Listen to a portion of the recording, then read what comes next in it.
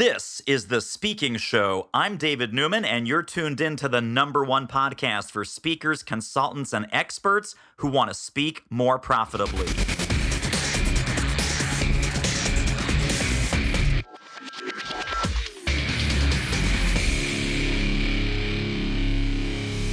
Well, the world has gone COVID crazy, and my next guest and I talked at the very beginning of the pandemic, and we're talking again now. Dana Wright-Wasson, welcome back to The Speaking Show. Thanks, David. Nice to be here. So we did, in fact, start talking at the beginning of this pandemic. And tell us a little bit about what you've observed in corporate America with leaders. What has been the response? How has this evolved? How is all this shaken out?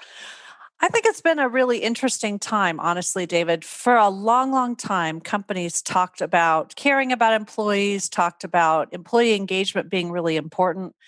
But I don't think they really were putting their money where their mouth was. I think they were talking a good game and doing the surveys and doing the things that felt right. But I think COVID has really put it right into people's faces about what it means really to be a good leader during a crisis. So I've really watched, observed, talked with companies and leaders about what they've been doing, and also paying attention in the news to the companies that really have responded well versus companies that have not. And it's a stark difference just in how they're treating employees. And I think the payback will come full circle. Wow, I like that a lot. So we have lots of springboards to go from there. We'll talk about crisis management. We'll talk about remote and virtual and some of the leadership challenges and culture challenges there. But I want to start with the last thing you said, that some folks have really got this right and some folks have stepped on every possible landmine. Without naming names, obviously. Right. What are some of like the big missteps or the big mistakes that you're seeing out there? Well, I think most of all, people are in the Maslow sense very much down at the bottom rungs of just being very fearful for very basic needs. I mean, at the very bottom are things like housing and food. You know, there's a food scarcity problem in this country like we've not seen in many, many years, in our lifetimes at least. And also the rent issue and the moratorium on that. And of course, those are outside of a company, but those are still their employees. And so it's really required companies to step back and look at what it means to address the well-being of their employees. And of course, that's at a basic level, taking care of employees and their personal needs, but it also comes full circle in taking care of the company. If an employee feels taken care of, and this is really the heart of engagement, then the employee is likely to give their full effort, full whatever they have, all their energy. They're going to be very loyal to that company. And I think this has really come out in this crisis when people feel like they're taken care of. So great example, 60 Minutes months ago now was talking about, if you remember back, because this pandemic seems like it's been going on 20 years, when we had a ventilator issue. We didn't have enough ventilators in the country. And GM was one of the first companies to pivot very quickly, 2 weeks' time. They got the equipment, they retrained their employees to make ventilators rather than cars, because that's what was needed in the country.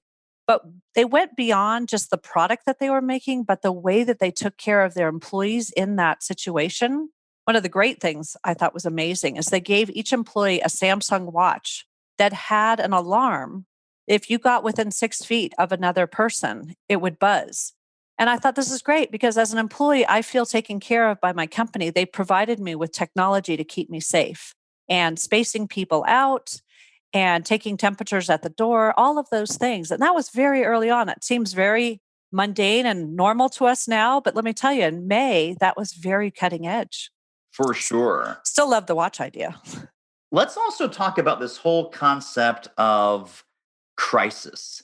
Because obviously, this is probably the biggest crisis of our lifetimes as far as professional work, leadership, management, corporate culture, employee engagement. If you want a crisis, made to order right here. Welcome to COVID-19. How is this crisis or inflection point within a company, within a corporate structure, different than, say, a weather disaster or 9/11 or the financial meltdown from 2008? We've gone through many different things like this, but this one seems to be here to stay. And this one seems to have had a permanent impact, not just, hey, we'll get over this, it's fine. What Right. are you seeing as some of the differences between these other types of crises that we've been through? Yeah. It's funny. I was in New York for 9/11, so I remember that crisis very well. I think a lot of those crises happened and then they kind of went by the wayside. Whereas this feels like it's continuing. Take, for example, this week with the UK and a new virus strain has got everybody now again on pins and needles. And there's also at the same time a fatigue factor that we have to deal with. So people are very tired of lockdowns and masks and, all of the limitations that people have been given that make their world smaller and smaller.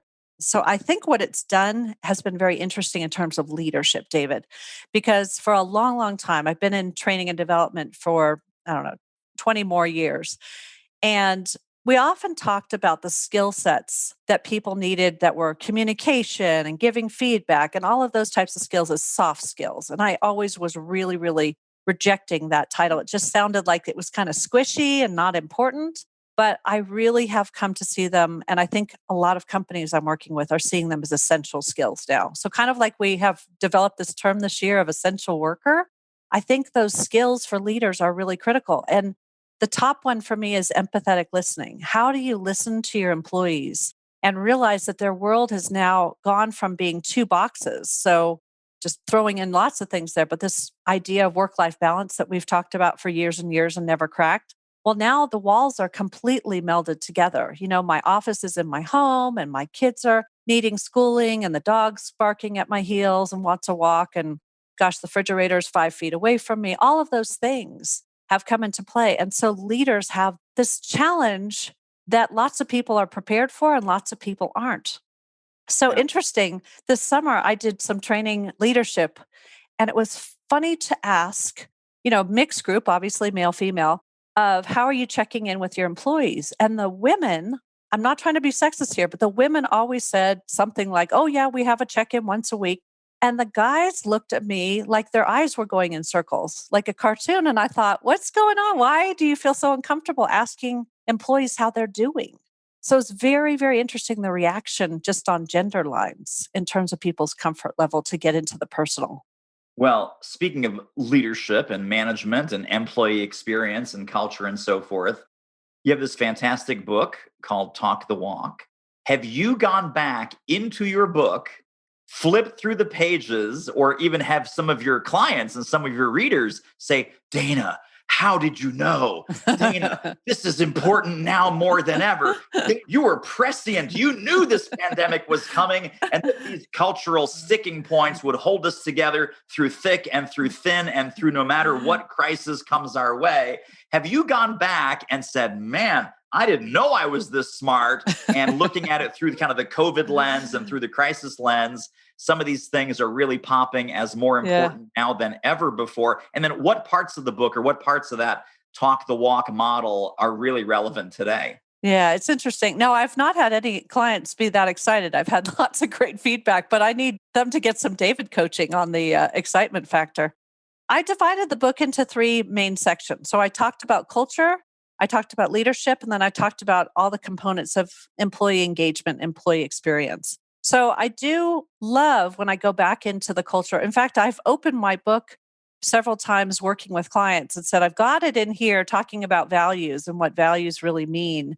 And they're not just nice words on a wall, but what does it mean to live with these values in action? What does this look like? What are you looking for in your leadership and the employees that you hire?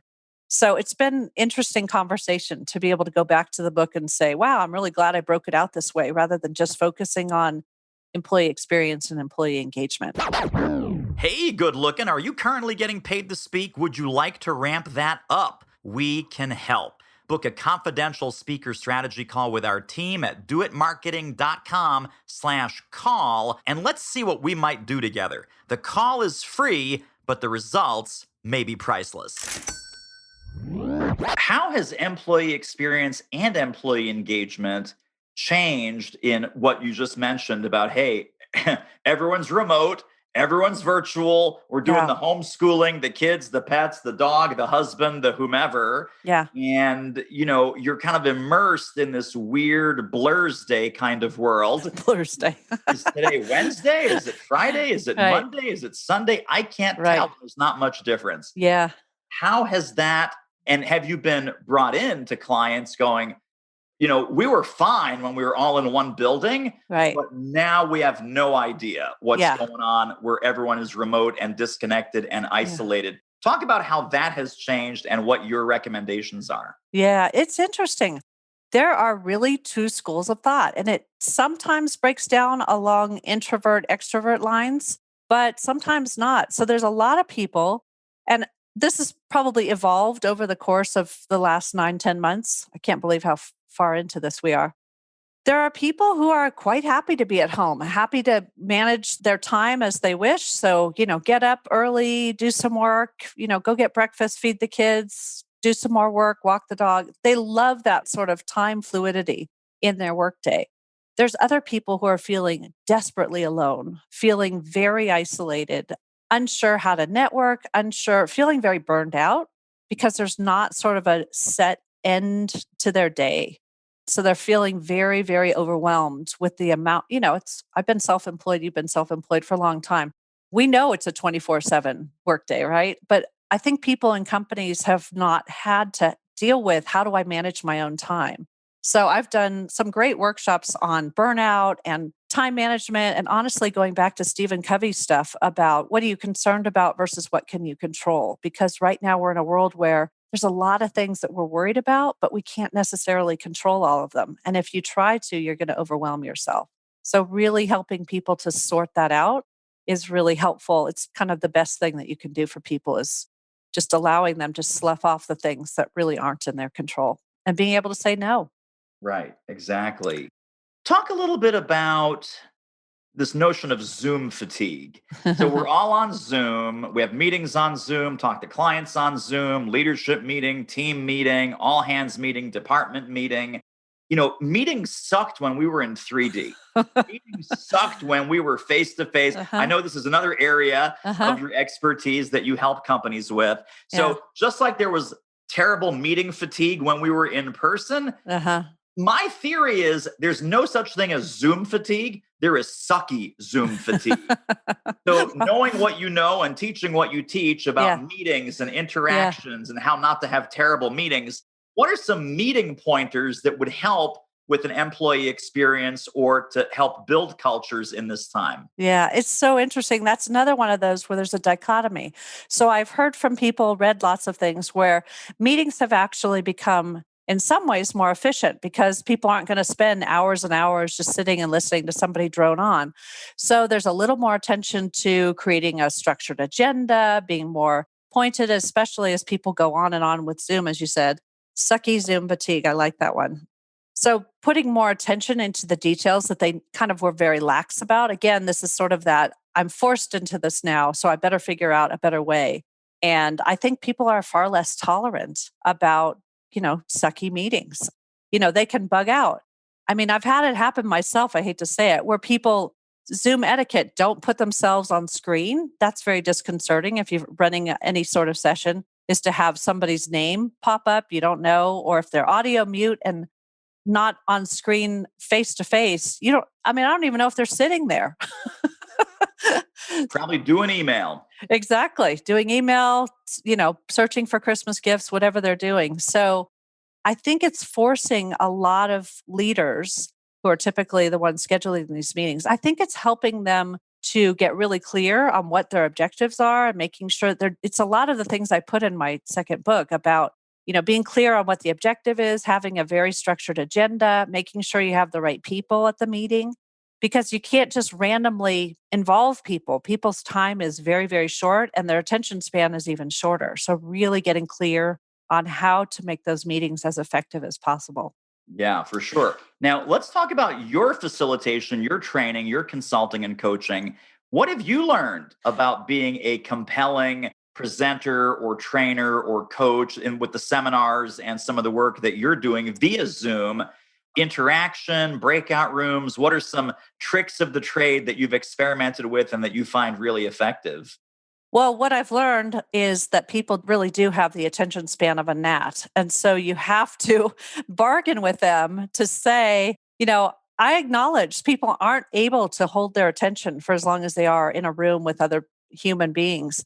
And so I build into my meetings every hour, I have either a bio break or a stretch break. So one's 5 minutes, one's 10 minutes. And I make a bargain with the group about, look, this is what I'm going to do for you. In exchange, I need that 50 minutes of your focus time on whatever we're doing. So that's been a good best practice.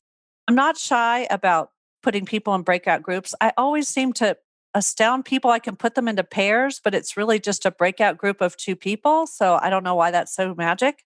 Funny enough, I bought a little, it's a little USB camera called an IPVO. And this thing just focuses a little camera, it's very low tech, over a piece of paper. And when I'm writing down as people are talking, people are so happy to not have technology. Now, that sounds really strange in this day and age, but when I'm actually just having a pen and paper and they can see me writing, they love it. They So love it. that would be different than like screen sharing from an iPad with a note-taking app. Exactly. They just like that it's actually a physical pen and they can see my hand. Oh my So gosh. I So know. you prop this thing, it stands about 6 or 8 inches over the desk. You Hmm. slide a piece of paper under it, and Hmm. then it simply records what you're writing on that notepad. Well, I'm writing it. So it's literally just me taking notes, but they can see it. So if you know anything about what I do, I'm a visual practitioner, I'm a visual Yes. facilitator. So instead of writing big on the wall in front of them, I mean, for all intents and purposes, I am writing big because we're on Zoom. So everything is whatever size we need it to be. And they're so thrilled to be able to see their words and not have it be electronic. That's the Right. key. So, really giving people a break from all the electronics that we're putting them in front of Yeah. is just a big relief to people. What a great episode. Wowza. Tell you what, if you want to ramp up your revenue as an expert who speaks professionally, you should really check out our free online training at doitmarketing.com/webinar. Talk a little bit about some group dynamics, because obviously there's one kind of meeting where people are observers, they're spectators. And there's another kind of meeting that you can run where people really feel involved, really feel committed, really feel engaged. And if you do that kind of meeting or that kind of training, you get a whole different outcome For than sure. with these spectators and the Yeah. bystanders who feel like they're watching TV. What are some tricks of the trade to get people really involved in the meeting or in the training that you're doing? So, there's a couple of tools that my colleagues and I have been using. So, there's Mural and there's Miro, Miro. Both are collaboration tools that you could use online. And so it's kind of like a whiteboard that everybody can contribute to, which is really great. So there's sticky notes on that. So people can each write on a sticky note and kind of move them around. It's kind of fun to watch on screen. Would hate to be the person watching on a little tiny screen because it would be very overwhelming. But on a big screen, it's really nice because it feels like there are people working together on something. So those collaboration tools, I'm sure there's going to be more that come out because it's just been a lifesaver for people to be able to do things that they normally would be able to do in a room, but have to do it electronically. And it's mural, like muralonawall.co. Hmm. And then what's the other one? Miro? Miro, yeah.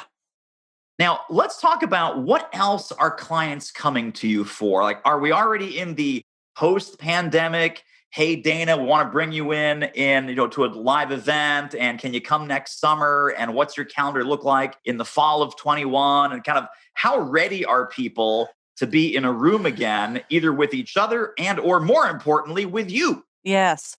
I think everybody's doing contingency planning at this point. So I have meetings scheduled for next year. Several of them are just virtual. We're just going with what we've got right now.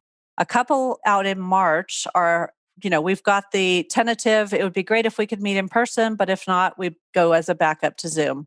And of course, that's going to impact the design because people typically, I have done one meeting, a strategic planning meeting that was an all day thing, but I wouldn't recommend it. Really, really challenging to get people all together and stay focused for a whole day.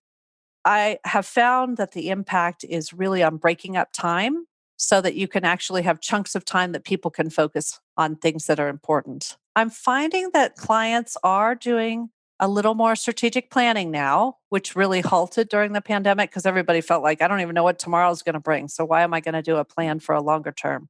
But we just did a 5-year plan for an organization, and I'm going to do some more strategic planning at the beginning of the year. So, I'm feeling encouraged by that. Nice. Talk a little bit about your journey around marketing and sales. So, a lot of consultants, a lot of trainers and speakers, when the pandemic first came, like, oh my God, all this business disappeared. Everything's a disaster. No one's hiring me. No one wants to talk to me. The sky is falling. Everything is terrible. Mhm. And we all went through that. We all went through that. When you finally got your sea legs and you said, okay, you know what? It's not that they don't need me, it's that they need me now more than ever. Right. What switches did you flip? How did your marketing and sales process change pre-pandemic versus post-pandemic? Mhm. Particularly at the beginning and sort of in the middle when well, I too was in shell shock, so I think lots of us went through that. I'm admiring people who jumped into action really quickly. I wasn't one of them. I have colleagues who were. What I found was trying to offer things that were a little bit more targeted and shorter. So things like lunch and learns or quicker training sessions or kind of open sessions that were about timely topics seemed to gain some traction, and that got some exposure out there. So that's what I found is people really wanted things that weren't going to take a lot more of their time, things that they could make less commitment to. I think there was a commitment. We had commitment issues this year. So people weren't Yes. really willing to commit dollars or time because of the uncertainty. Well, let's talk about that also. I mean, that's sort of a cloud that's still hanging over us, which is uncertainty and turbulence, and who knows what the future is going to bring. How do you help your clients navigate that uncertainty? And how do you help leaders navigate the uncertainty of their teams? What are some pieces of advice that you've been giving them? Is it about over communicating? Is it about more access or virtual open door policy because there's no doors anymore? What's kind of a leadership toolkit in the middle of uncertainty look like? Communication is absolutely the top of my list. Making sure that you are over communicating rather than under communicating. People need more information now than they do less. I coined the term empathetic listening. So, really helping them to understand how important listening is with empathy.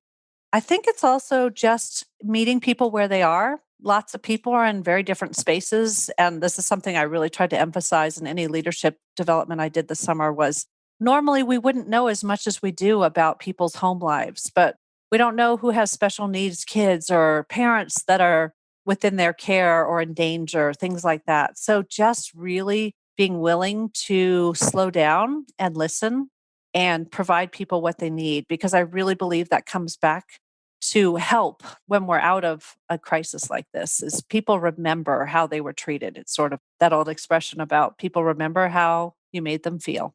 Right, exactly. Well, that's my final question. Then we'll get to our two final wrap up questions, which is, are you feeling that companies and your clients in particular, are they kind of looking at re emergence? Are they looking at kind of the restart, the reboot, or are we still in the middle of it and they're not ready to hear that kind of language yet? I found a quote about a week ago that really summed up, I think, where a lot of people are, which is we need to build a different kind of boat to go forward. The boat that we were in is not going to take us into the seas of the next couple of years. And so, how do we build a different boat that responds to what our clients need, what our customers need, what our employees need, what the world needs? And so I think the really successful companies right now are really looking at that and saying, what is it that we can offer that would help all of those constituencies to be better? And that will actually turn out to make us successful as well. Wow, that is really, really powerful. Well, there is no better spot to end, but I want to ask you because this was so fantastic and so awesome. Where can people go to get connected and stay connected to more Dana Wright-Wasson brilliance? Well, I have 3 books on Amazon. One is in an audiobook, which is Talk the Walk. You can go to my website, which is Dana Wright with a W dash Wasson, WASSON.com. And that's my Facebook handle as well for my business. And of course, I'm on LinkedIn.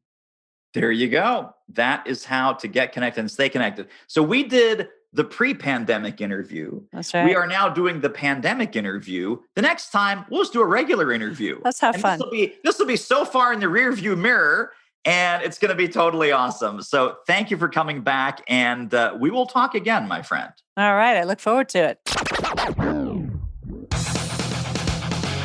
Well, that wraps up another episode of The Speaking Show. Hey, tell you what, if you like us, rate us and review us on iTunes. Subscribe. Tell a friend. Go grab the notes and downloads and extras at thespeakingshow.com. See you next time.